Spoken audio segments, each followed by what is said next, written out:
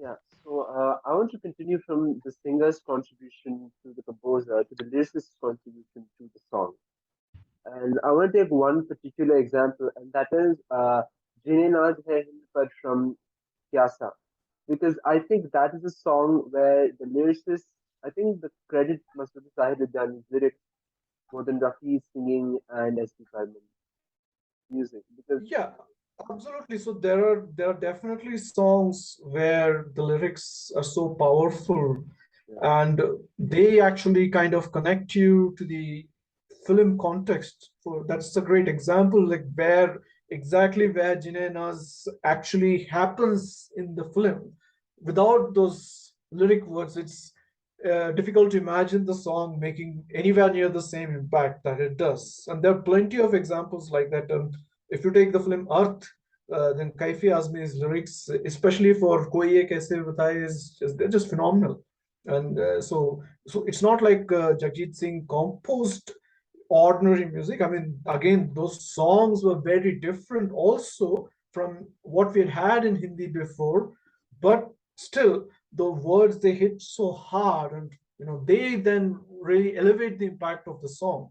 So that's why in the book, though, I didn't focus on lyricists, but especially where I've taken songs and written about them specifically, there I have quoted the lyrics because the lyrics do bring home what the composer and the singer are trying to say. Because the composer and the singer, this is the way I would put it, the composer and the singer are talking in the language of music, and it's the lyricist's job to translate that into the language that we all speak as laymen. So they are translating that into language to text. So then the real impact comes through. If it was just gibberish, then no matter how beautifully it would be composed, it would make the same impact. It might still sound emotional, but emotional about what? You're no longer able to place it. It's too abstract. The you yeah, know the lyrics actually take that abstraction and channel it into a direction. So yeah, it's and I think that also, especially in Hindi, in the golden age, the lyricist played a very important role in elevating the quality of the songs. They were consistently great. It's just amazing. It doesn't matter who was writing the song. Many times, it could be Anand Bakshi, it could be Gulzar, it could be yeah, Majru, it could be Sahir Ludhianvi, of course, Kaifi Azmi, or Shakil Badawani. They're all in different ways. Shailendra, again, I left him out. yeah, So they were all in different ways. They brought their own identities to the table, and they all managed to subsume that into the larger identity of a song. So that's the reason why we call it a golden phase, because all these things coming together, it also happens only once in a while in history. It doesn't happen over and over and over again. So yeah, you have producers who are willing to do that, and producers and directors who are willing to give the space for that, yeah, and you have composers who are interested in lyrics, you have singers who are able to get the impact of the lyrics over. So again, if the singer doesn't sing the lyrics well, then again, no matter how well the lyrics are written, you're not going to feel the impact of it the same way. So everything has to go together in sync. yeah. And taking off on that, right? So today, the state of music in Hindi particularly is atrocious. I think Tamil, you might have a different opinion. I think Tamil is doing just fine. Even Telugu is doing fine. I think Malayalam, there's this new talent. His name is Hesham Abdul Wahab, the composer of Rhythm. Have you heard of him? No, I would not be able to go into names with Malayalam, definitely. With Tamil, I'm The, at least somewhat yeah, aware of what's yeah, happened. Yeah. yeah. So the Malayalam album Rhythm has got a lot of positive reception. They're like he's a genius and all. Let's see where that And goes. okay, whenever I have watched a Malayalam film, it's very rare that I've disliked the music. That much I can say for Yeah, sure. Even in the film, that I don't remember the name anymore. It was Mammootty, and it was based around the concept of exorcist, basically. right. I don't. I think it was called Priest. So even in that film, the songs were pretty good. Yeah, So and again in Tamil, like even in a film like Jay Beam, the songs were actually, I don't know why nobody talked about it. The songs went really well with the film. So yeah, yeah, in Tamil, Telugu, lively things are happening. You know, I wouldn't say that they are in a bad state. It's more that I went into this whole Western music direction, and then yeah, Western music is so vast. You know, people think Indian and Western, but by sab it's like Indian is itna bada hai, to then Western is so huge because it's covering so many countries together. You know, yeah, so much music. So then, you know, I went into that lane. So if I didn't yeah, go, I would find albums that I really like in Tamil. But yeah, in Hindi, the whole obsession with remix and etc. whatever, it's you know, really. And then even when they make good films, they have this whole concept of you know, montages. You know, you yeah, don't really have the film stopping in its tracks yeah, anymore for the song. I've mentioned that. And that, okay, that might make for a better film, but it hurts the cause of music, yeah, because then the composer has to necessarily make music that doesn't interfere with the yeah, film, yeah, so then it can't make the same impact. yeah. Even Atrangire, which has such great music, doesn't have a duet song. If you think about it, there is no duet song. Yeah, I mean, it doesn't really create that much space. Although I would still say that Anand Rai did a better job than Yeah, many other directors. He did to it to the extent possible. But if you really look for an example of the way it used to be done, then Dil Bechara, they did a much better job. Tare Gin or the Kulke Ji Ne Kha, or even that uh, Mera Naam Kisi, those were like classic kind of film song settings, and that's why yeah, the soundtrack worked. Actually, I would say I liked Atrangire a little more than Dil Bechara, but then in the context of the film, Dil Bechara songs work much better. yeah. So when it comes to the state of Hindi film music, how much of that blame would you lay on the monopolization of the music market by TV? Because I think that's a major reason for just how bad it's got. Yeah, I mean, it's a, and it has been going on for a long time. That's what I tried to bring out. It started in real earnest in the 80s. The 80s was the first phase when they really stopped caring about the quality of songs. Yeah, See, even in Tamil, there used to be these debates. Like, I'll give you an example. Udayageetam, the film starring Mohan and Revati, which was a big hit. So there's a title track, which is a kind of a sad, slow song, and Mohan had a question that you know, it's a slow song and the film is kind of rushing to its climax, so should we really have it? But then Ilayya assured him that it would make a great impact in yeah, the movie at that stage, and they used to implicitly trust Ilayya's judgment because he was such a great composer. So that's how Tamil could still kind of stay in the kind of space that it used to be, or rather the space that Hindi music used to be in the 50s to 70s, where directors trusted the judgment of the composer and they wanted actively to have good music in the film. Music hit भी होना चाहिए जरूर, लेकिन अच्छा भी होना चाहिए. No, yeah, from 80s it was just hit hona chahiye bas. Then in 90s again that continued. I would still say 90s was a little bit better, I think, to some extent, to give the devil its due. You know, Adi Chopra did help to revive the idea of good music to some extent with Dilwale and Dulhaniya Le also Jayenge. Yash Raj is the only production house that does not do remixes at all. There is Yeah, Yash Raj used again. Yes, Yash Raj didn't stop paying attention to the quality of music in their films, but many other directors or producers, they were just not interested anymore. You know, 90s the cassettes sold like anything, so the priority was to get five, six hit songs, and the cassette should sell like anything, like 10 lakh copies or something yeah, at any cost. That was the priority. So that was really the beginning of excessive commercialization. And then from 2000s, once 2010s rather, once this trend of Hanish Bakshi remixes started, then it's really reached a point of no return, I feel, because they just don't. It's just not a priority anymore to have good songs in a film. It's just not so, and I don't see like how they're going to get back to that space. so now I just you don't like doing lists. I can see that you don't like ranking people or choosing between different composers. But I just wanted to ask a sort of like rapid fire sort of thing about different singers. Sure. So Yeah. between Rafi, Kishore, S.P. Balasubramaniam, and Yesudas, so two doyens of the south and two doyens of the north, who is your favorite and why? Or if you could tell what you like the most about each of these singers. Sure. So I would, I used to be very much in the Rafi camp, Yeah, but I have come to really appreciate SPB's contribution to a level where I would elevate him to the greatest, because especially singing Tamil, Yeah. is notoriously difficult. I know from personal experience, it's very tough compared to Hindi. Phonetically, Hindi is much easier to sing. Yeah. So, and then to work for Ilaiya and work under extreme pressure, he was recording songs sometimes in 1 or 2 hours Yeah. and with just two, maximum 2 or 3 takes. And not just for Ilaiya, he did that for many composers. So Yeah. you listen to the song and you think SPP took all his time to understand the lyrics, really soak it in, and then he gave his best. But no, he actually did that in such a short time. So that's just mind blowing. And then in terms of the voice lasting, in spite of SPP That himself is being so that is obese, his incredible. voice didn't change practically at all.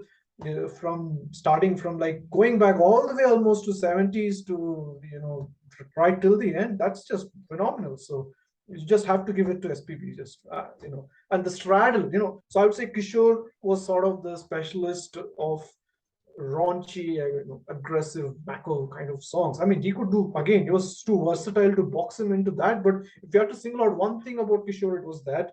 Whereas Yeah. Rafi was the softness, elegance, nazakat, as you say in Urdu, that kind of guy. But SPB managed to find a bridge Yeah. between that, the soft side of Rafi and the toughness of Kishore. That itself is a phenomenal achievement. So I would go for SPB, and with Rafi Kishore, it's just impossible to choose. But if you really push me, I would say Rafi, then Kishore, and Yesudas after that. Yeah. And with composers, I'm not gonna. I think your answer would be Ilaiya over Rahman. I think that is a bit obvious. So instead, I'm gonna ask Shankar Jaikishan or R.D. Burman because I think those two are your Oh, favorites. just the So two. Oh, either just both, the two. Then RD Burman. RD Burman. right? So if you take all the composers that you've listed, so your favorite would still be R.D. Burman, all of them. In Hindi, Yeah. that is a little tough because then I'm looking at Naushad, I'm looking at SD Burman himself, Yeah. Madan Mohan, Salilda. So then I'm little more confused if you ask me to choose from all of them and compare them with RD Burman. But definitely, if you ask me to choose, say you listed Shankar Jaikishan, RD Burman, then Lakshmikant Pyarelal, Kalyanji Anandji, even maybe Roshan, then I would still go for R.D. Burman from that group. I would Yeah. still, and even with the other group, I would still say that in terms of a groundbreaking impact, R.D. was a cut above the others. So Right. so that I would still that the kind of subversiveness. I think R.D. was the first who brought the very idea of subversiveness to film music, and then Ilaiya took it to a different level. So so it wouldn't have happened without RD. So RD really broke film music free from kind of you can say self-imposed shackles. So now Adi is such a major figure in Hindi film music. Right? For an entire generation, he is an older film music. For a lot of youngsters, an older film song is probably an R.D. Burman song if they're enjoying it. Although Lag Ja Gale is quite popular also. So, Yep. but R.D. Burman never really got the top spot like Ilaiyaraaja did or A.R. Rahman did in the South. So he was such an innovator. And there's this very famous story about Kiravani that apparently he had once read that R.D. Burman never won a film in the 70s. And he was so annoyed with it that he threw his own film fairs away and he never attended an award function since. So he never got that industry sort of recognition too. Why do you think R.D. Berman never found that sort of like greatness? Maybe he had it, but it was not to the level that he deserved because he had a really rough patch in the 80s. Why is it that he couldn't find that sort of greatness in his life as he did after his death with the younger generation? So I think first of all, if you look at commercial success from starting with Kati Patang or so or Karwan, from there at least until Mere Jeevan Sathi or Aapki Kasam for a period of 3 4 years, he was the undisputed number one. Now, why does that not come out in terms of awards or Vinaka Geetmala? So I would say it's the same old ugly lobbies of Bollywood. We take a kind of rose tinted view when we look at the older era of Bollywood. we like to like make it out like all this nonsense only started with Karan Johar period and all, but actually it's not like that. For example, if you listen to episodes of Tabassum Talkies, Tabassum, the Yes, host of DD, and then she was doing a wonderful channel with Tabassum Talkies where she would talk about actors or even directors, etc., with tragic stories. So there are many sordid stories of people getting manipulated out of the success that they deserved. So to some extent, I think that did happen to RD because he was a softie. I think he yes, was a pretty Sida Sada kind of person. He was just music, music, music, or kuch, he doesn't know. Whereas the others were probably more sophisticated in manipulating opinion, in by ringing up certain journalists who I'm not going to take the name of, and get them to write very favorable articles, or they will make sure that in Binaka Geet Mala their song is number one, even though actually the whole nation has been listening to say songs like Chala Jata Hu and etc. So a Filmfare Awards, it's very well known that Shankar used to manipulate it, and then it got to such a level that um, Pakiza, Pakiza was nominated for best music, and Shankar manipulated it to ensure that he would get the award for Beiman, which actually was not such a great score. So when Pran got the Best Supporting Actor award that year for his work in Beiman, he actually said that due to public opinion, or rather in respecting the public opinion in favor of Pakiza, he's actually rejecting this award. So and after that, it was like enough is enough. No more manipulation of Filmfare Awards. But even then, they succeeded in keeping RD out of it. And then finally, they gave it for Sanam Teri Kasam, which is like, ठीक है, दे रहा है, दुरुस्त है, but how could you not find it possible to give the Filmfare Award for any one of like any number of great films that he did from in the 70s? So there's definitely some kind of manipulation going on. That's how I would put it. I wouldn't say that he didn't achieve greatness in reality. It was just that they wouldn't give him the recognition he deserved. But then after his death, the public opinion tilted so much in his favor that these same guys now had to turn around and start singing his praises. So, yes, that's basically what happened. yeah.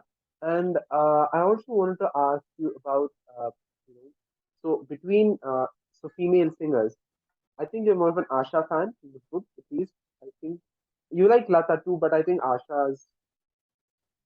Okay, I so it's like it depends on the mood. I mean, they've done so much work. So sometimes I'm in a Lata mood, sometimes in an Asha mood.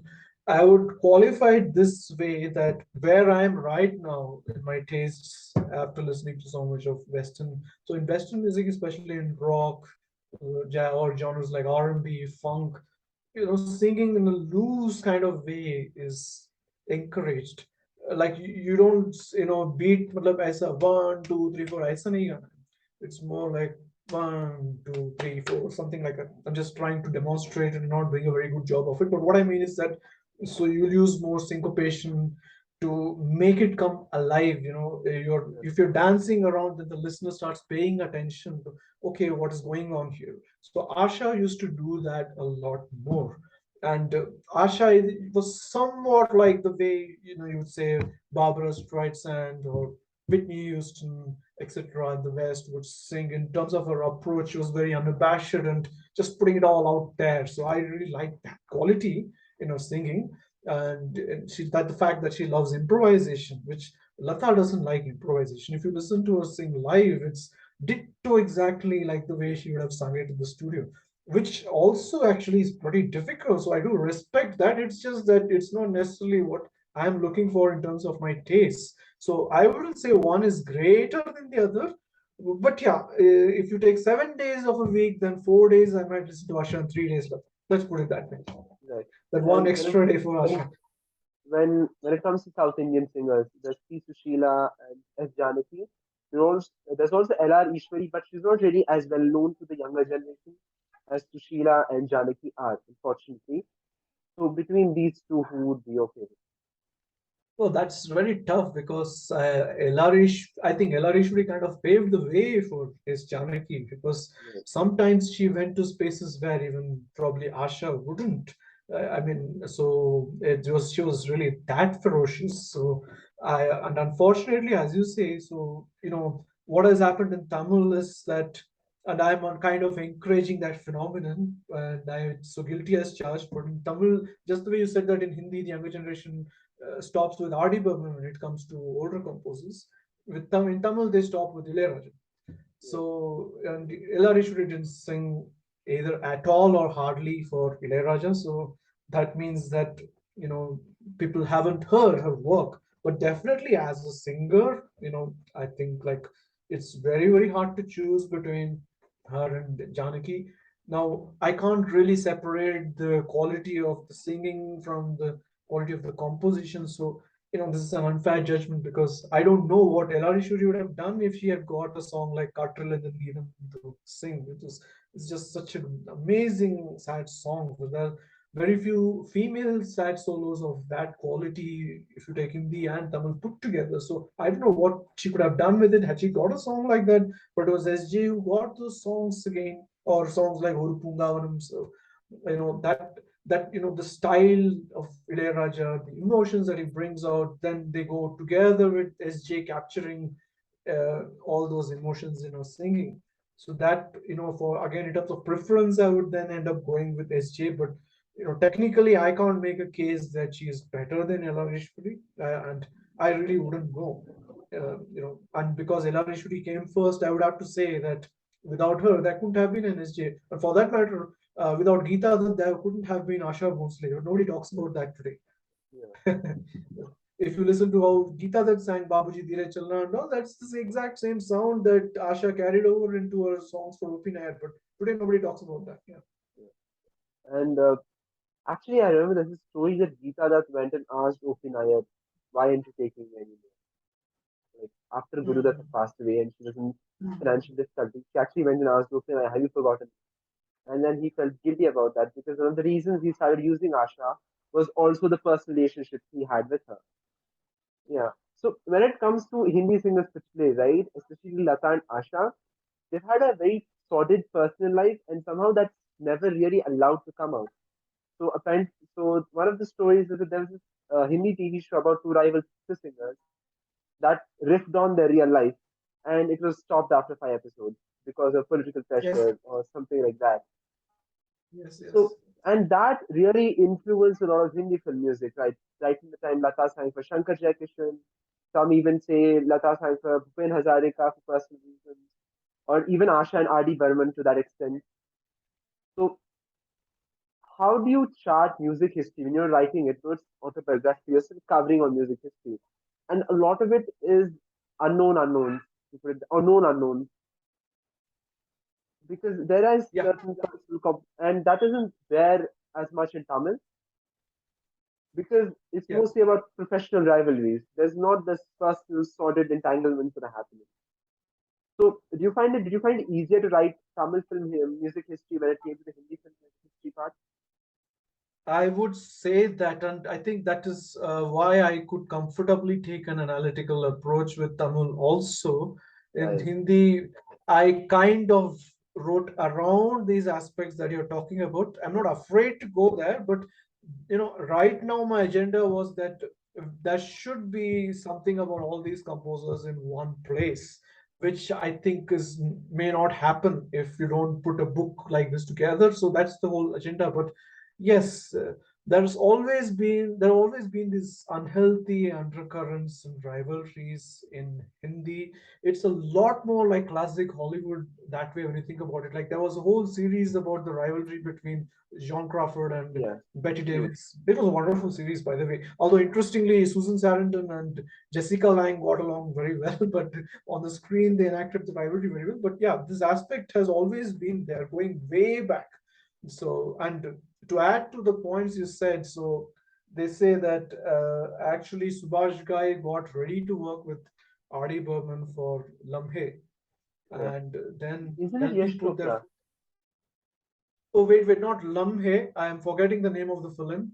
So I will look it up and come back on which film it was. But I remember reading this that he was ready to work with RD, and LP said that if you work with RD now, you will never work with us again. And he right, capitulated because at that point he had never not worked with LP.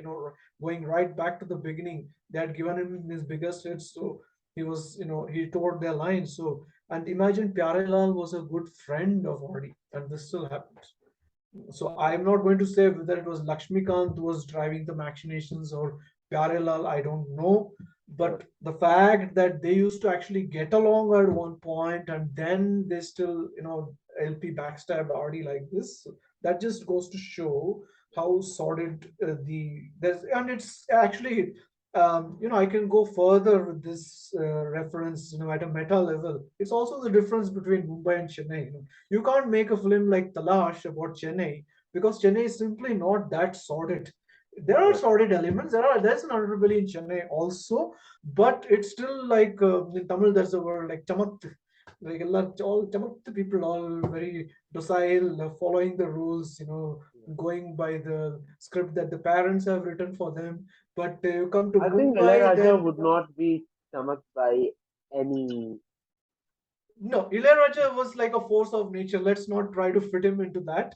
But again, Ilaiya was otherwise, at the personal level, he kept everything pretty straight and narrow. It is when you come to Hindi, then again, like because in Mumbai, you've always had these things. There's all this glitter, on the surface, and then beneath the surface, there are actually people jostling to get their share of the gold. Right, And Mumbai is like one of the most populated cities in the world, so it is an intense fight. I can tell you that, I mean, right now I'm not in Mumbai anymore. I'm working in Africa, but it had already got to the point where nowadays the middle class fights like that for parking space, for each and everything, or to become society members so that they can make that extra 10,000 rupees from contracts. It has got to a very kind of sordid level, even at the middle class level now in Mumbai, because the financial strain is so much. It's such an expensive city. So I think right, that thing has always been there from the beginning at the highest level of society, right, that where the film guys belong to. They were in the richest class. So they always had these very intense rivalries because paisa kamana hai yaar, Juhu mein bangla lena hai, all these ambitions are there. Then how can not, if you want to cut somebody who's your best friend, then so be it, I will do it. right. Having said that, Rafi and Kishore had a very healthy relationship, which is very ironic because their fans fight to this day about who is better, Rafi or Kishore. But actually, they were very good friends, and Kishore used to visit him very often when he was in London. So, and in Tamil, of course, SPB, Yasudas were good friends. S. Janaki and Chitra had a healthy relationship. So, there have never been these kind of even professional rivalry has been very professional. They don't like feel somewhere like envious that that other singer got more songs than me. Or Yesudas, for example, has never felt that way about SPB. No, he could have if you look at it, but he never held that as a grudge against him. Yeah. But there's this accusation about Raja too, that people try to monopolize his industry's music.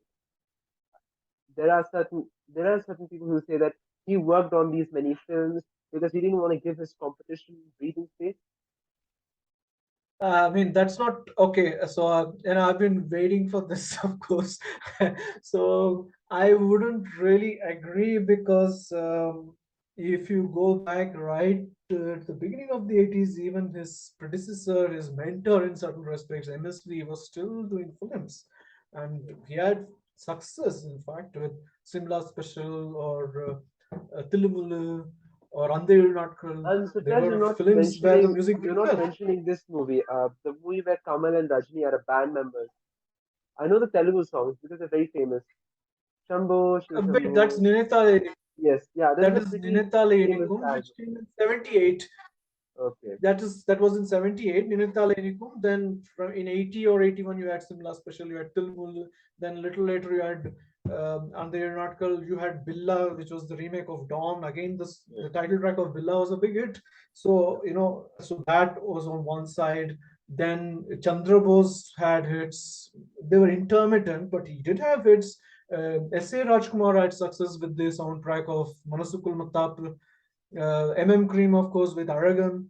So if right, I don't really agree, I think they were able to break through and get hits. The problem was that A, they couldn't do it consistently. You really had to do it super duper consistently to be a match for Ilayaraja, and that was something where they could not, match. It was like the Steffi Graf used to beat everybody until Monica Seles happened because Gabriela Sabatini or Aranta Sanchez couldn't challenge her on a sustained basis. So that was yeah, the difference. And B, the other thing was that they were all in the shadow of Ilayaraja. They would get hits by imitating his music. yeah, So if you take Idea Tamre, which was a big hit for Shankar Ganesh, but the song yeah, sound like something Ilaiya would have done. It was Rahman who had the guts to just completely break away and come up with a new yeah, style that didn't sound like Ilaiya at all, and then deliver hits with that. So that actually, so had somebody been actually able to do that in the 80s, I don't see why they wouldn't have had success. And then, especially because people found Ilaiya difficult to work with, they would have moved to them. So I don't think that he did anything actively to monopolize assignments and deny them to other composers. I don't think that's true because even his violinist Narsimhan became a composer and did a few films. And by the way, Sirpi used Prasad Studios to compose the music of his first film. He himself has said that he used Prasad Studios when Ilayaraja was away on a holiday. yeah, So all these, so it's not like I don't think he did anything very actively to monopolize them. That no, you have to work with me only and nobody else. That wasn't really happening. But nobody was able to challenge him musically until Rahman came along. You needed one genius to replace another. You can put it that way. right. So, would you agree, would you say that the genius of Rahman is still number one? Though, there have been bigger composers, maybe a little the more successful composers. Do you think that we are still in the Rahman era, or are we in the post-Rahman era? I think we are now in a multipolar era, to use a geopolitical word. We have been in a kind of multipolar era from the 2000s, both in Tamil and Hindi. So Rahman doesn't have the same influence and impact anymore. Yes, he makes great music, but it's great music like great music in other albums. He's not able to define the direction of Tamil music or Hindi music the way he used to be able to in the 90s. After the 90s, he's never had that kind of impact again. However, yes, he whenever he comes up with great music, then of course it's Rahman. Everybody is thirsty to hear it, and it becomes very successful. All those things happen, but he never doesn't seem to have the same cultural impact anymore. And even music as such doesn't have the same cultural impact now that it used to in the 90s. If a song became a hit, there was no way you could get away from it. So that's one of the reasons why I have that irritation. Like I've heard Pardesi Jana Nahi like a million times in a day I because there was a store that used to play that song. This a store that was a stone's throw away from my home. We used to play it over and over and over again. So I had no choice but to listen to it. That kind of thing doesn't happen anymore. So yeah, music itself doesn't have that pride of place culturally that it used to have in the 90s. So, yeah, and within that, Rahman is not such a towering figure that he used to be. But I'm saying that he's still Rahman, he's still coming up with great yeah, music, so nothing to complain there. yeah. So, I think I'll use this as my last two questions. So my All right.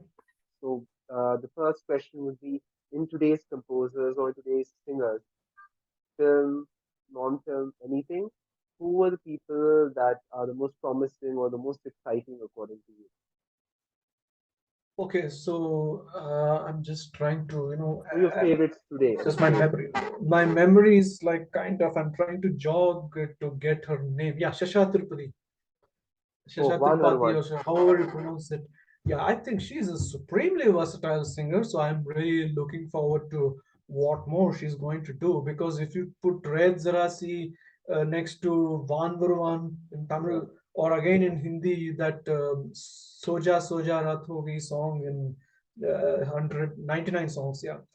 That's already terrific range. So I yeah, think that she's going to move to a lot of exciting things in male singers. I don't know, for some reason there are wonderful singers who come up through Indian Idol and they never get songs, so I don't know what's up with that. I never understood that either because the first Indian Idol had, Yeah. I think, Shreya Ghoshal and all. These people came from music shows, and today you see all Yes. these music shows, and there's not one breakout singer. Arijit Singh I mean, how come? was not a winner of one of those music shows, and Yeah. he's like the top singer at this time. I don't know if it's wrong. The music shows also very bad, man. Like they're very melodramatic. It's more like Yeah, people. I mean, but even if they are melodramatic, the composers, they have an ear for music, so they know that this guy has some potential. So I don't know what's going on. But how come Pawandeep Rajan doesn't get songs? Or there was this, the runner-up in 2012. I don't remember his name anymore. I think it was Prasad or something. It was Revantu won that year, but the first runner-up was very promising.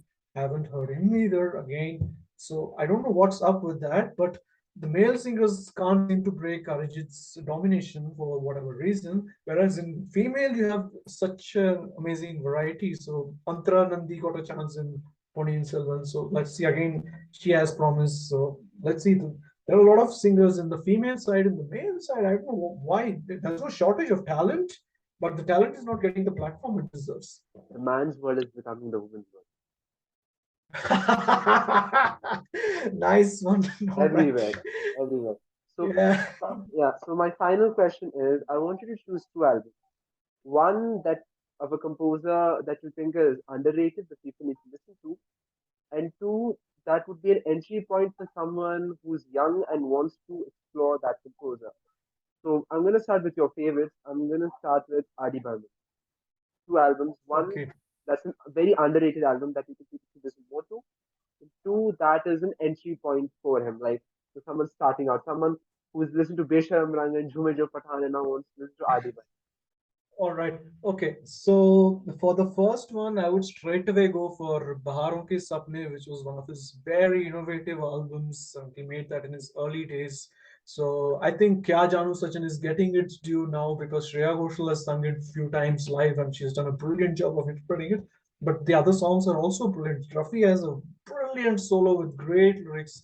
Zamane ne mari jawan kaise kaise. That's actually a very apt lyric line for the post-COVID world. So that's one. So then now, as far as entry point, that's a more difficult one, but I would probably go for Hum Kisi Se Kam Nahi because Yeah, it has a kind of nice mix and more oriented towards fast dance numbers. So I yeah, would go for Hum Kisi Se Kam yeah. Nahi. And for Ilaiya. So Ilaiya again, underrated, is pretty easy. Iravi Kavyangal, that's the one that I hadn't even known for so many years that there was an album like that, and it's of phenomenal quality. And in terms of entry point, that's probably Agni Nakshatram.